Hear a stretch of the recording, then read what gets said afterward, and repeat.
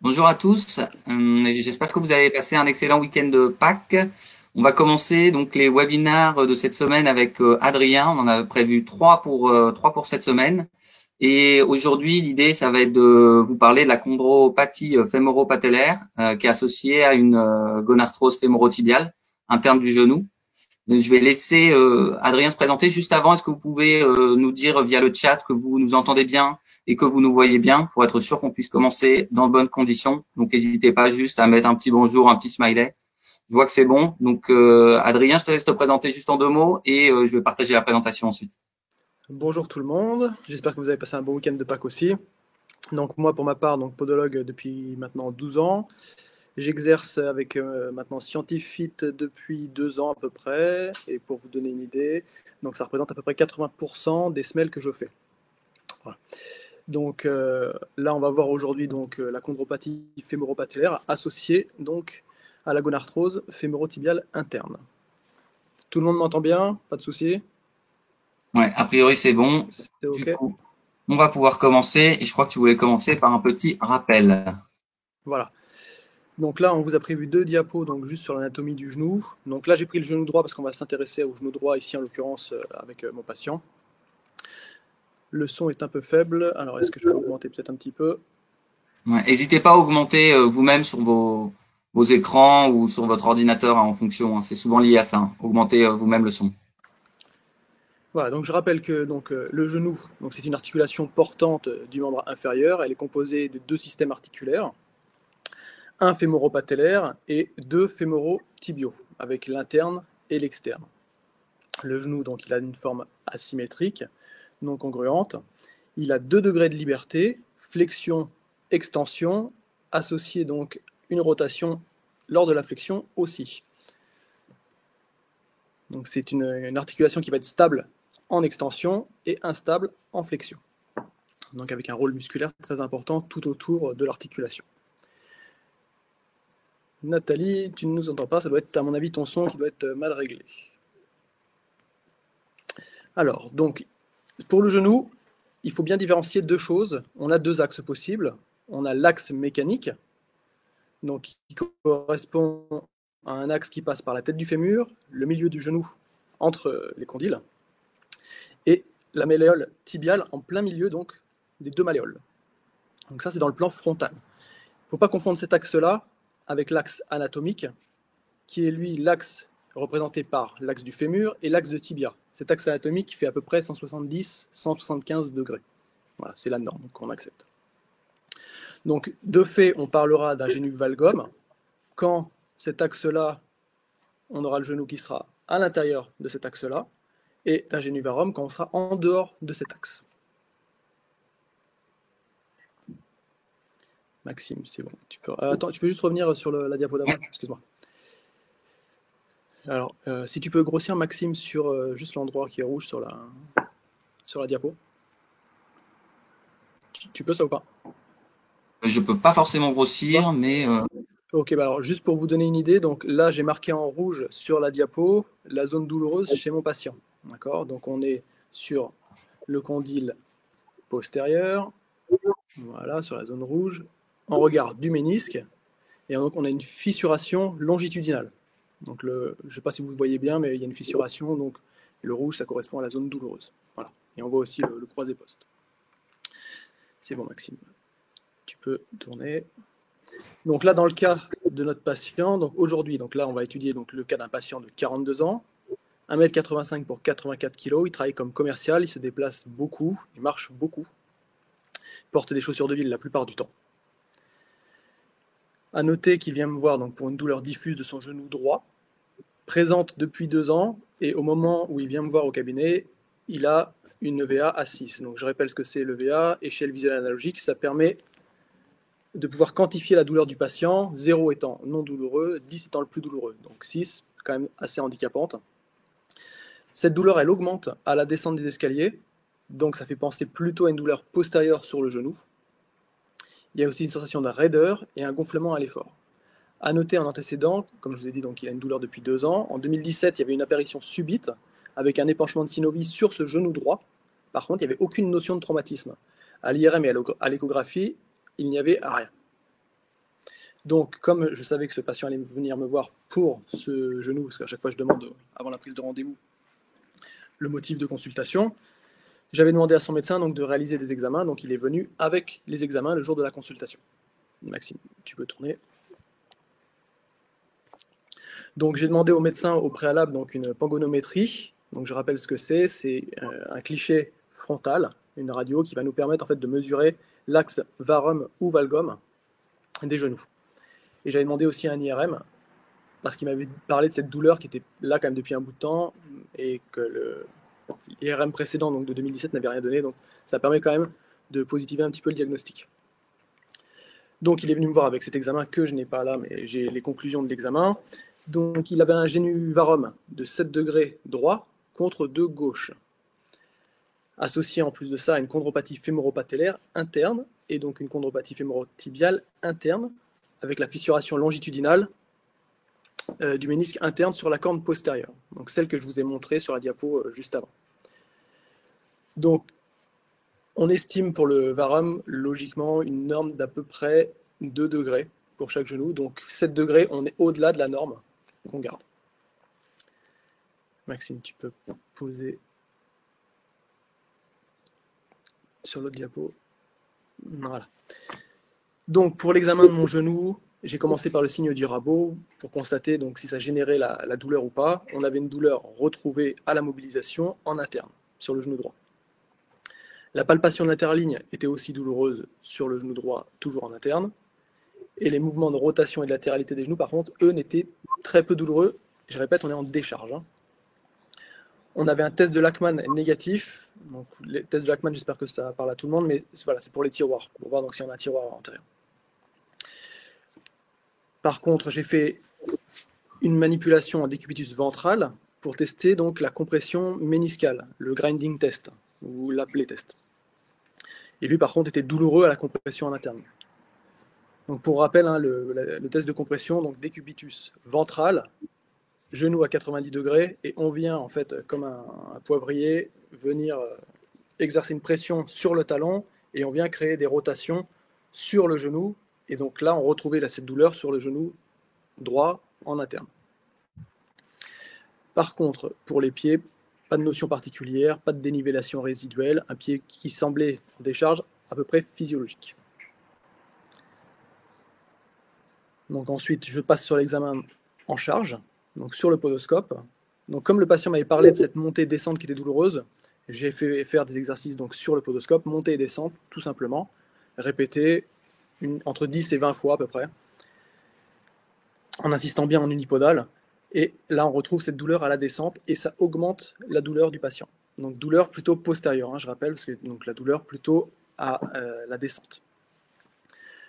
J'ai mesuré l'écartement des condyles pour donc, quantifier le varum. Donc les deux pieds collés au niveau des malléoles, on avait un écart de 3 travers de doigts entre les deux condyles. À noter qu'on avait un pied varus mineur, limite physiologique, à savoir qu'on avait un arrière-pied qui était quasiment d'aplomb. Très légèrement varus, mais sans aucune incidence. À noter aussi en charge, comme on a vu sur l'examen de départ par rapport à la pangonométrie, on avait un varum majoré, par contre, du côté droit. Ça, c'est important parce que visuellement, c'était assez flagrant. Je passe ensuite en dynamique, où là, je teste donc la marche du patient pour voir, donc constater si le varum, on retrouve cette majoration du côté droit, et à nouveau, donc, on la retrouve. Donc, par rapport à cette douleur donc, présente quasiment tout le temps, donc, je conseille à mon patient, en cas de crise donc, vraiment très forte, de mettre des anti-inflammatoires non stéroïdiens au siège de la douleur, et j'évoque la possibilité peut-être dans l'avenir de passer à des injections d'acide hyaluronique pour repulper un petit peu l'articulation et donner un peu plus de liberté à l'articulation pour que ce soit moins douloureux. En tous les cas, là, donc le médecin me l'envoie donc pour les semelles, donc c'est tout à fait indiqué dans son cas. Donc je suis passé sur une semelle 3D, donc avec une bande pronatrice pour donner donc de la pronation au pied et donc libérer un petit peu le condyle en interne. Donc c'était pour limiter à la fois le génuvarum et faire de la pronation.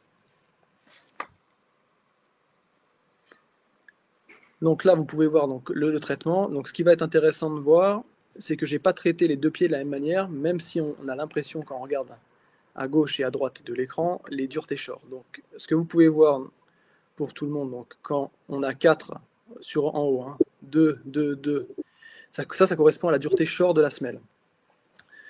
La dureté short, donc, c'est plus le chiffre va être élevé, plus ça va être rigide. En l'occurrence ici, on va avoir une bande pronatrice donc des deux côtés avec un short à 50. Par contre, on va avoir une semelle sur l'intérieur du pied très très souple à 20 de short. Donc ce qui va nous permettre vraiment de jouer sur cette angulation et d'augmenter la pronation du pied. Maxime, si tu peux te mettre juste sur l'angulation varus-valgus, s'il te plaît. Ouais, ici. Voilà. Donc je rappelle que c'est le pied droit et la jambe droite donc, qui présente un varus donc, de 7 degrés de genou. Donc là, pour donner plus de pronation, j'ai créé donc une pronation de 8 degrés grâce à ce qu'on appelle l'angle varus sur le logiciel de 8 degrés. Alors que de l'autre côté, donc on a un varus seulement à 2 degrés. Maxime, si tu peux montrer, c'est sur la même ligne normalement sur le pied gauche. Pourquoi varus plus sur genou droit, Thomas? Parce que comme je l'ai dit tout à l'heure, par rapport à l'angulation de la pangonométrie, on a un varus de genou quantifié à 7 degrés côté droit contre 2 côté gauche. Donc je ne traite pas de la même manière les deux côtés, étant donné que le pied gauche et le genou gauche sont tout à fait asymptomatiques. Et que dans l'examen, j'ai toujours le varus droit qui est plus important. Donc après, pour le talon de la semelle, j'ai fait un talon plat 50%, alors là on ne le revoit pas, avec l'angulation. Donc là, vous allez pouvoir voir sur la diapo suivante qu'en mettant un varus donc, qui n'est pas équivalent des deux côtés, on va avoir des petits plots postérieurs qui vont être plus importants, plus hauts et plus nombreux en fonction du degré. Donc là, pour 8 degrés chez ce patient, on retrouve 3 plots postérieurs contre 2 de l'autre côté. Maxime, si tu peux montrer la différence. Alors là, je ne l'ai pas, mais je l'ai ici. Si on voit que ça. Ici, il est beaucoup plus effacé, ils sont moins importants, en fait, tout simplement. Voilà. On peut constater sur la semelle qu'on a un effet bande pronatrice donc sur l'extérieur, parce qu'on va avoir des trous qui vont être beaucoup plus petits sur les semelles, donc sur le côté extérieur de la semelle, contre des trous beaucoup plus gros sur l'intérieur. Donc c'est ça qui va nous permettre de jouer sur la différence de short et sur la flexibilité de la semelle. Donc on va avoir une semelle finalement plus rigide sur l'extérieur et plus souple sur l'intérieur. À noter que au milieu de la semelle, vous pouvez voir que les trous sont un petit peu plus resserrés. Maxime, si tu peux montrer juste au milieu des deux côtés, en interne. Voilà. Ici, ça c'est pour éviter à la semelle qu'elle se torde. Donc ça c'est une petite astuce aussi pour donner un peu plus de rigidité et d'efficacité à votre traitement. Alors ça c'est généralement, pour bien comprendre, c'est le 4 que tu viens positionner ici, alors que tu aurais pu laisser toute la partie interne en 2. Ouais. Tu viens vraiment rigidifier pour éviter que la semelle se torde et d'avoir une bascule, c'est ça? C'est ça.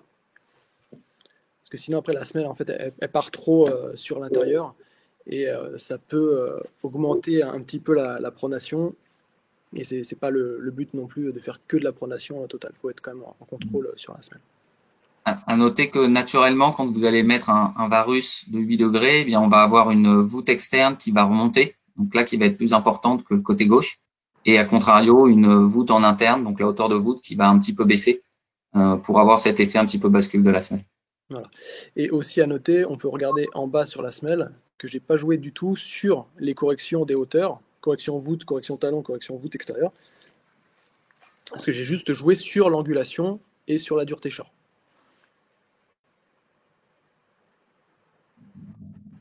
Oui Isabelle, exactement.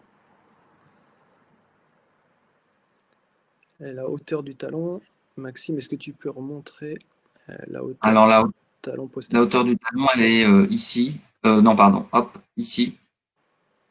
Donc on a sensiblement la même chose au niveau de la hauteur du talon, hein. On a moins d'1 millimètre d'écart en fait, et on est plutôt sur une hauteur qui est assez englobante, à 14,6 à droite et 15,7 à gauche. On a juste un millimètre, on a presque 1 millimètre 1 d'écart en fait. Voilà, sachant que là, donc, je suis vraiment simplement sur un moulage de pied comme on pourrait faire en thermoformage, hein. Donc je viens appliquer mon podoclic, donc c'est le système d'empreinte, sur le pied, et je me cantonne à l'empreinte que j'ai eue. C'est pour ça que je ne donne pas de correction dessus, parce que je veux jouer que sur l'angulation. Sur la semelle, j'avais pris ces images, Catherine. Si tu veux, après on pourra vous montrer la semelle directement dans l'appli. Je vais préparer ça. Oui, Franck, empreinte en décharge. Oui, il y a plusieurs types de prise d'empreinte chez nous, mais Adrien lui utilise le podoclic, donc effectivement une empreinte en décharge. Je pense que c'est pas ce que tu utilisais avant. Tu étais sur coussin. Avant, bah, je faisais je fais toujours aussi, hein, en parallèle, hein, comme je dis, j'utilise à 80% la solution scientifique, mais je fais aussi l'emprunteur classique à encre, et je fais aussi des coussins emprunteurs pour le thermoformage. Donc eux en charge. D'accord. Tu voulais évoquer un autre cas également que tu Ah, avais. attends, je finis juste avec ce cas-là. Donc ce patient-là, je l'ai revu donc 2 mois après ce traitement. Donc à nouveau, on a refait une échelle visuelle analogique, donc un EVA, et là il était donc à 0. La douleur avait totalement disparu. Voilà, donc pour l'instant, on écarte l'acide hyaluronique. On le garde quand même sous le coude au cas où, bien sûr, mais pour l'instant, il se porte très bien avec les semelles, donc il garde les semelles tout simplement. Hop, et donc je le reverrai maintenant en cas de douleur ou si tout va bien d'ici 1 an à peu près. Isabelle, la hauteur de voûte et la hauteur que vous mesurez dans la hauteur. En fait, pour la voûte, comme j'ai dit, il n'y a pas de correction du tout. C'est simplement le moulage avec le podoclic. Donc je rappelle, hein, le podoclic, c'est une membrane que je viens appliquer sur le pied et le scanner du podoclic va prendre la déformation de la membrane. Donc en fait, l'empreinte va vraiment être moulée sur le pied. Donc comme je n'ai pas envie de faire de correction dans la voûte plantaire, je reste juste sur le moulage. J'espère que c'est assez clair. Ouais, je crois que de temps en temps aussi, tu disais la dernière fois que tu calculais aussi ta hauteur voulue directement sur le podoscope et du coup, tu pouvais l'appliquer aussi directement dans l'application. Tout à fait, ouais, tout à fait. En fait, ça dépend de ce que je veux faire par rapport au traitement. Si j'ai envie d'augmenter la hauteur du cavus, je vais demander une flexion dorsale des orteils pour augmenter le cavus, et à ce compte-là, j'applique le podoclic ensuite sur le pied. Le scanner en pli en flexion, oui, Sandrine, pied à 90. Nathalie, la posture du patient pour le podoclic. Alors que le patient, il est assis sur le fauteuil, les jambières du fauteuil relevées, pied à 90 par rapport à la cheville, et je viens appliquer le podoclic dessus. Franck, j'ai répondu juste avant, mais je répète, si je veux faire donc un moulage de cavus plus important, je fais une flexion dorsale des orteils, et puis ensuite, dans l'application, je viens augmenter la hauteur de la voûte, par rapport à la mesure que je peux prendre en charge sur le podoscope. Donc là, par rapport à la semelle donc, que vous voyez ici, donc là, c'était pour une gonarthrose fémoro-tibiale interne, avec donc une chondropathie fémoro-patellaire interne. Et je voulais vous montrer aussi une autre chose par rapport à un autre patient que j'ai pris en charge aussi, mais donc là pour l'inverse. Donc là, c'est un patient, alors juste, c'est un patient donc, qui présentait une gonarthrose fémoro-tibiale externe dans ce cas-là. Donc, encore une fois, on avait un génu valgum cette fois-ci avec un pied plat. Pied plat idiopathique. Le patient faisait à peu près 110 kg pour à peu près 2 mètres. Et dans ce cas-là, donc j'ai fait l'inverse du traitement que je vous ai présenté juste avant. Attends Maxime, juste reviens sur la semelle d'avant s'il te plaît. Donc encore une fois, là on peut voir des plots postérieurs. Donc les plots, on peut les mettre en fonction de l'angulation qu'on va donner à la semelle, soit sur l'intérieur, comme ici sur la diapositive, ou alors sur l'extérieur, comme on a vu sur les diapositives précédentes. Donc ça va nous permettre de faire des coins supinateurs ou des coins pronateurs. Et on peut jouer sur la rigidité. Donc là, le patient, d'avant, il faisait 84 kg, je vous ai dit. Là, ce patient-là, il fait 105-110 kg à peu près de mémoire. Et très grand, donc il fallait que la semelle soit forcément plus costaud pour avoir un meilleur effet. Donc j'ai rigidifié, et là Maxime, tu peux passer sur la diapositive d'après. j'ai rigidifié, et là on peut voir que je suis monté sur les shorts en interne, à 6 sur l'intérieur, le milieu du pied et l'extérieur. À ça, j'ai fait des corrections de voûte. Donc là, par exemple, Franck, tu me demandais tout à l'heure si on peut faire des corrections supplémentaires. Là, on voit correction voûte, 2 mm côté droit, 3 mm côté gauche. Avec encore une fois un varus, valgus, donc là c'est la ligne des corrections. Donc là, le valgus de 4 degrés, donc ça permet de faire de la supination. Donc là, encore une fois, j'ai choisi 4 degrés pour donner plus de supination à mon pied, avec un talon toujours plat, 50% derrière.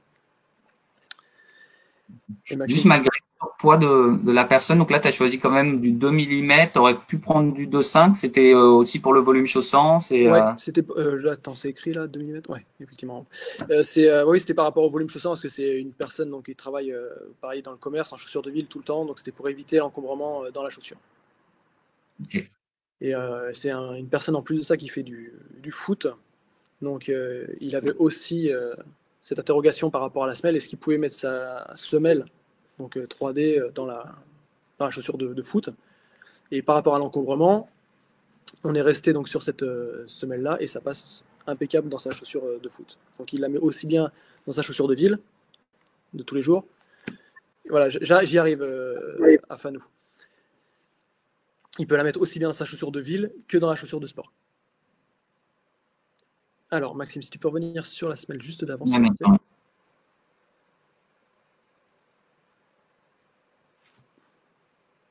Hop. Je réponds juste à Franck. Je comprends bien la problématique, la charge ou décharge. Vous sachez que nous, les utilisateurs font les deux, alors en fonction des retours de chacun. Effectivement, je crois que Adrien, toi aussi, c'était une prise en main à prendre, mais que les résultats ont été cohérents par rapport à ce que tu dis. Ouais, bien sûr. En fait, au début, j'y croyais pas vraiment par rapport à l'empreinte en décharge, parce que ça fait 10 ans que j'exerçais en charge uniquement. Et en fait, la différence entre la charge et la décharge par rapport à la prise d'empreinte en moulage de pied, il n'y a pas de différence, qu'on applique aussi une pression avec le podoclic sur le pied. Donc en fait, la différence, elle est vraiment minime. Ce qui après va faire la différence, c'est les éléments en fait qu'on va placer et les duretés. Donc en fait, ça revient au même travail qu'en charge. C'est simplement une autre manière de faire. Il faut s'habituer un petit peu au départ. Mais une fois qu'on est habitué, ça pose plus aucun souci. Pour répondre à la question. Oui, dis-moi. Ouais, vas-y, réponds à Fanou, je répondrai à Catherine. Vas-y. Afanou, donc pourquoi les sous-enterros sur cette semelle-là? Donc là, on peut voir que j'ai fait des sous-enterros totaux, donc 1, 2, 3, 4, 5 des deux côtés. Pourquoi? Je vous ai dit que donc, ce monsieur, il était sportif, il faisait du foot. Donc là, c'est un petit plus, il n'a pas une nécessité absolue de ça, mais ça lui permet en fait d'avoir un dynamisme supplémentaire. Plus ça va être rigide sur l'avant-pied, plus on va avoir un effet rebond sur la semelle. Donc en fait, ça permet tout simplement d'avoir plus de dynamisme à l'appui. Donc c'est pour être un peu plus performant. Voilà. Pas du dopage technique, mais bon, voilà, ça permet d'avoir un petit peu plus de rebond. Et ça évite d'avoir à prendre un autre matériel, par exemple avec un short qui serait absorbant et restituant. Alors, on peut rester comme ça sur le même recouvrement sur la semelle, donc avoir un encombrement minimum, tout en ayant un effet dynamique. C'est l'avantage. Merci pour Catherine. C'est quelque chose qu'on est en train de développer là, sous forme de talonnette en fait, pour pouvoir venir stabiliser tout l'arrière-pied et venir y apporter des corrections valgus-varus. Donc pour l'instant, on ne peut pas mettre les plots de l'autre côté, mais c'est quelque chose qui devrait être mis en place d'ici 1 ou 2 mois, je pense. Enfin, on travaille dessus sous forme de micro-talonnettes qu'on va pouvoir du coup orienter en correction varus ou valgus. Et Catherine, j'en profite aussi par rapport à l'angulation que tu demandes. Je vais montrer quelque chose après dans l'application qui te permet déjà de faire ça. Tu peux travailler en interne et en externe. Alors, c'est pas avec les systèmes des plots, c'est avec le système stabilisation. Et tu vas pouvoir jouer donc sur la stabilisation et mettre donc une sorte de V sous le talon, sur lequel tu vas pouvoir jouer après sur l'angulation au-dessus. Maxime, corrige-moi si je me trompe, mais normalement, c'est bien ça. Hein. Tout à fait, ouais, exactement. Voilà, donc je vais montrer après, Catherine. Sandrine, pour le revêtement, donc ça va dépendre des patients à chaque fois, donc c'est du sur-mesure. Hein, donc on va pouvoir jouer sur des hauteurs qui sont différentes, avec des matériaux qui sont différents. Moi, j'ai tendance à utiliser beaucoup tout ce qui est microfibres qui font 1 mm et quelques, et le recouvrement ville. qui est Maxime, aide-moi, le 2 mm ville, c'est le, voilà, merci, ortholite 2 mm. Voilà, il a un petit effet amortissant. C'est assez bien supporté. Si par exemple c'est une femme, je vais avoir tendance à préconiser plutôt par rapport à toutes les chaussures fines et de ville, le recouvrement microfibre, parce qu'il va avoir un encombrement minimum. Et si on a un peu plus de place, ou pour une chaussure d'homme, j'aime bien le recouvrement ville ortholite de 2 mm. Et j'ai des bons retours par rapport à ça. Ok. Tu veux partager toi ton écran, Adrien, pour montrer aussi Ouais. la hauteur du talon qu'on nous avait demandé. Ouais, alors attends, je me mets juste sur le. Hop. Arrêtez moi mon Là. partage et sinon j'ai le patient aussi moi sur le mien. Je vous remonte juste en attendant que Adrien trouve. Quand on pousse la palette des éléments capitaux, on a vraiment cet effet un petit peu rebond qu'on peut retrouver sur l'Adidas Boost. Et du coup, c'est beaucoup utilisé pour les sportifs parce qu'on a vraiment cet aspect rebond et dynamisant qu'on peut retrouver sur différents types de chaussures. Mais c'est pas mal utilisé pour le coup. Ce qui peut être intéressant, Maxime, pour le montrer, plutôt que comme tu faisais là, si tu le mets sur un livre devant, si tu mets sur un appui, en fait, quand tu lèves le talon de la chaussure de la semelle, on voit bien l'effet sur l'avant-pied. Ouais, voilà, dans ce sens-là. Et il y a très peu de cas d'ailleurs. Ben, moi, j'en ai pas eu pour l'instant. En 2 ans, j'en ai pas eu du tout. Alors, donc, je me mets en partage d'écran.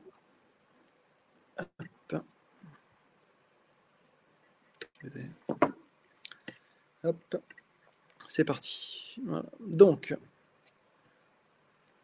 je vais juste mettre ça en grand. Voilà. Donc là, on retrouve les plots donc, pour jouer sur le coin pronateur. Si on veut modifier ça, l'ordinateur il est un peu lent là par rapport à ça. Donc par rapport à la stabilisation sur l'arrière-pied pour jouer donc, sur les plots à la fois internes et externes, ici, dans l'ajustement talon, on a 4 talons différents. Stabilisateur, angulation, plat, 50%, 100%. Donc talon plat 100%, c'est pour faire une semelle toute plate, comme une semelle intercalaire. Talon plat 50%, c'est pour avoir un effet anneau talonnier avec un centre complètement plat. Donc on va jouer sur la stabilisation, pure et dure. L'angulation, c'est ce que vous avez vu précédemment avec le cas que je vous ai présenté, avec les plots donc extérieurs dans notre cas. Et pourquoi extérieur? Parce que ici en angulation, j'ai choisi de jouer sur le varus. Mais si j'avais voulu jouer sur le valgus, ici on peut aussi modifier et donc systématiquement les plots en fonction. Si on traite ici avec l'angulation varus, on va être sur des plots extérieurs. Si on va sur des plots valgus, on va être sur des plots internes. Hop, donc là, je reste sur les varus. Et si on veut jouer donc sur la stabilisation arrière-pied, par rapport à la question qu'on avait tout à l'heure, est-ce qu'on peut faire les deux? On passe sur le stabilisateur. Et donc là, si on reste par exemple sur du 8 degrés en varus, vous allez voir ce que ça donne par rapport à ce que je vous ai montré juste avant. Pendant que ça charge, je réponds à la question de Catherine qui a essayé, apparemment, qui sont assez souples. Il faut savoir que le stabilisateur, l'épaisseur du stabilisateur, il est de l'épaisseur de la semelle. Donc, à éviter normalement sur des semelles de A5. Il faut le faire à minima sur des semelles de 2 mm ou de 2,5 mm. Et l'idée aussi, pour éviter que ce soit souple, c'est qu'il va falloir renforcer au niveau de l'arrière-pied en dureté short, sinon ça risque effectivement de plier. Voilà, bah c'est ce que j'allais dire par rapport à ça. Hop, voilà. Donc, je mets sur l'arrière. Donc, je vais essayer juste. Désolé, j'ai pas de souris à la maison. Confinement oblige. Voilà. Alors, donc là, on peut voir le stabilisateur. Donc, ça fait une sorte de V qui vient se placer sous le pied. Et donc, on va jouer après sur la dureté short. En fait, si on reste simplement sur ce que Maxime disait juste avant, mais si on reste simplement sur les shorts ici, ça va rien donner. En fait, on va avoir quelque chose de très souple ici sur l'arrière, de très rigide sur l'extérieur. Donc forcément, c'est très rigide. Et en dessous, on a... Enfin, ça sert mieux. Hop. Si on a de la hauteur ici, ça va écraser et on va avoir de la souplesse. Donc ce qu'il faut faire dans ce cas-là, effectivement, c'est jouer sur l'épaisseur de la semelle totale. Et en plus de ça, jouer aussi sur la dureté short. Donc mon conseil dans ce cas-là, ce sera plutôt d'augmenter sur les shorts. Ici, d'avoir un short équivalent des deux côtés et d'augmenter l'angulation en fonction de ce qu'on veut faire sur l'arrière-pied. Voilà, c'est une petite astuce qu'on peut trouver. Et après, donc pour Afanou qui demandait tout à l'heure par rapport sur la hauteur du talon, je la reprends, il y avait une question. Pourriez-vous nous montrer à quoi correspond la hauteur du talon? Je sais pas si tu peux mettre la hauteur du talon, c'est le point central du talon jusqu'à la hauteur la plus haute sur la cuvette talonnière en fait. C'est ça qui vient de donner cette hauteur. Voilà, ici entre le point bleu et ici l'arrière de la semelle. Si la semelle ensuite, on peut la déplacer sur le gabarit, si on veut la mettre plutôt postérieure, plutôt antérieure, ça va dépendre de votre empreinte, mais je la mets juste de côté ici. Quand je vais placer mes points, on va aller prendre le centre du talon postérieur, la tête M5 et la tête M1. En fonction de ça, la semelle va venir se placer directement sur le gabarit, mais parfois, on va être amené à modifier un petit peu, à l'avancer un petit peu, à la reculer un petit peu.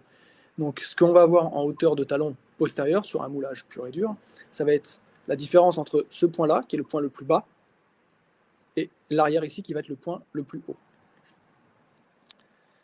Exactement. Alors, je repasse. Voilà, ça bug. Voilà. C'est bon. Donc, la hauteur de talon.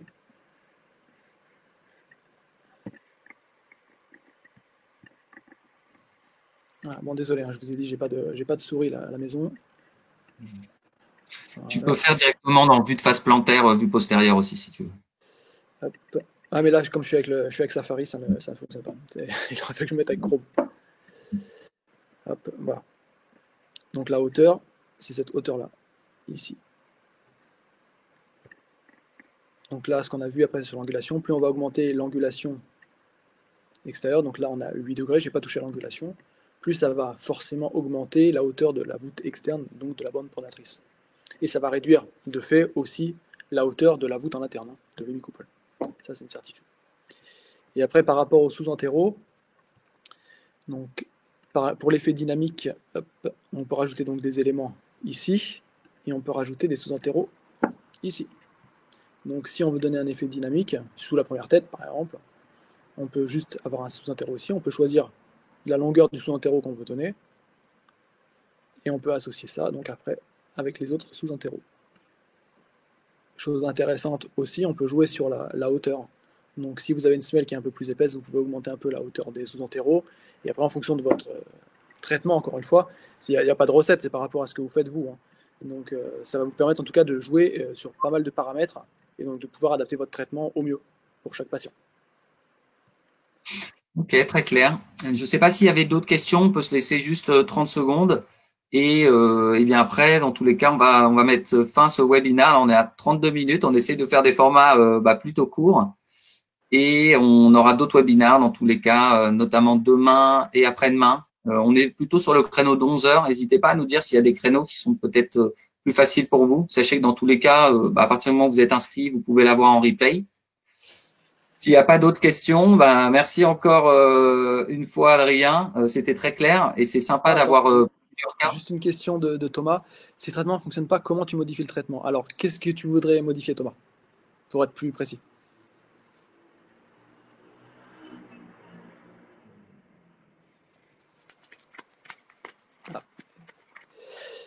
Mettre plus fort ou moins fort. Ok, donc ça, encore une fois, une fois que la semelle elle est faite, tu peux la modifier.